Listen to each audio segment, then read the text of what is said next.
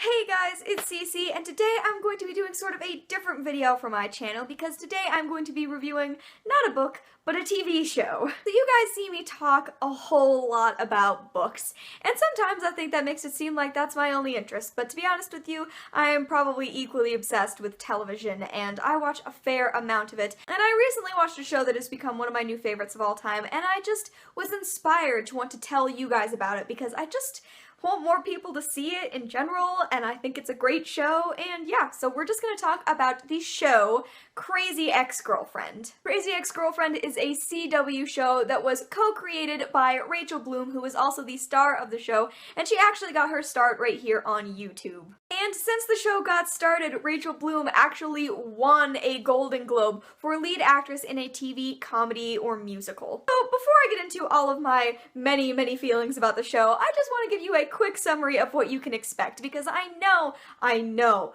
the title can turn a lot of people away. Crazy Ex-Girlfriend does not lead a lot of people to want to watch the show because it carries so many connotations, especially of the sexist variety. However, that's sort of exactly the point of the show. So in the show, our lead character is Rebecca Bunch. She is a successful lawyer living in New York City, and she also happens to be dealing with a great deal of anxiety and depression in her life. And one day, an extremely strange butter ad prompts her to ask herself, when was the last time you were truly happy? Later that day, in New York City, who should she run into but her ex-camp boyfriend, Josh Chan. And what resonates with Rebecca so strongly while she is speaking to Josh is how incredibly happy he seems while she has been sort of stuck in this depressed rut, doing the things that she's always been told she should do. So, what should she do but drop everything in her life and move to West Covina, California, where Josh lives. But she does not move there for Josh, as she repeatedly says. Important note, this show is a musical comedy, and each episode features 2 to 3 original songs that are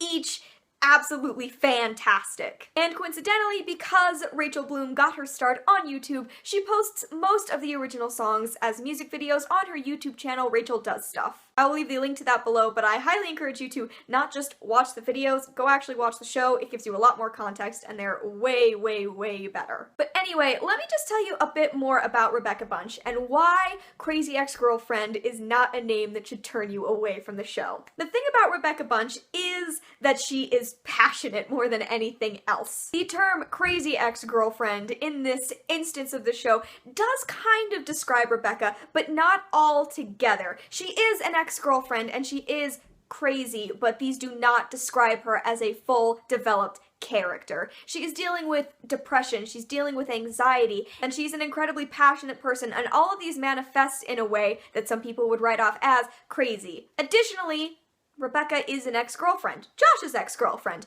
but these things are not all that make up the incredible character that is Rebecca Bunch. She is an unbelievably sympathetic character, and she puts so much pressure on herself, and it often comes across in a way that just makes it so easy to identify her, even if she's doing things that you could never see yourself doing. The things that she's feeling are so easy to identify with. She feels like she's been a part of this life that she didn't really want from herself, but it's just something that she's been told to live, and now all she wants is to be happy, and she sees Josh being happy, and maybe she links those two things in her mind, Josh and happiness, and she does chase after him. But as you discover throughout the course of the show, it is at least a little bit about her finding happiness in herself and in her life again. Rebecca Bunch is sort of a disaster of a character, but she feels incredibly realistic, and her flair for the dramatic comes across so well in the incredibly well-written music, which I will talk about again later. And overall, through all of her missteps, you just can't help but see her as a sympathetic and layered and incredibly interesting character. Okay, so let's talk about the musical numbers, because that is the shining aspect of the show. To begin with, the show features such an incredible collection of styles of music. It is never limited to one style. It goes from pop to country to Broadway-inspired numbers. Plus, the show does feature Broadway actors and actresses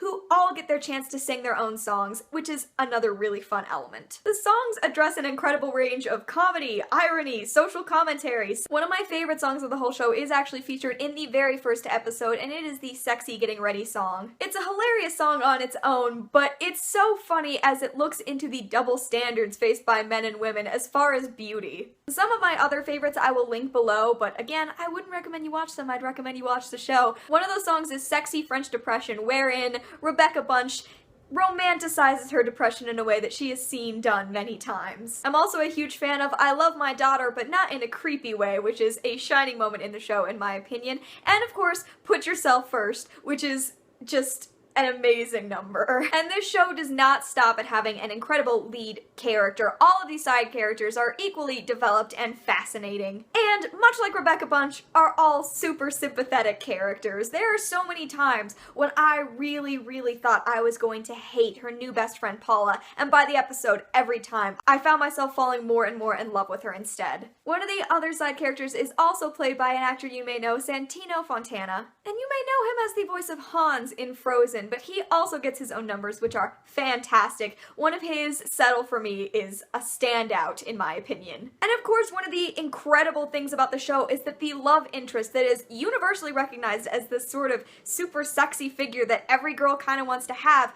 is Filipino. And it is so fresh to see the lead love interest of a romantic comedy show be an Asian American bro character. It's a character I've never been able to see portrayed by an Asian American man before, and it is so amazing to watch unfold. Another important note as far as diversity of the show goes, the show does feature a bisexual side character, and not only does that character use the word bisexual to identify themselves, but they sing an entire song about it whilst denying bisexual stereotypes, which, seriously, that song is what got me to watch the show, and I am so glad that I did. The songs in this show are just knockouts. They break down issues like depression, divorce, sexuality, feminism, and so many more. It is unendingly clever and witty and super funny on top of everything else. And all of the characters are these people you can't help but love. I know many are put off by the title, I was put off by the title, I was concerned,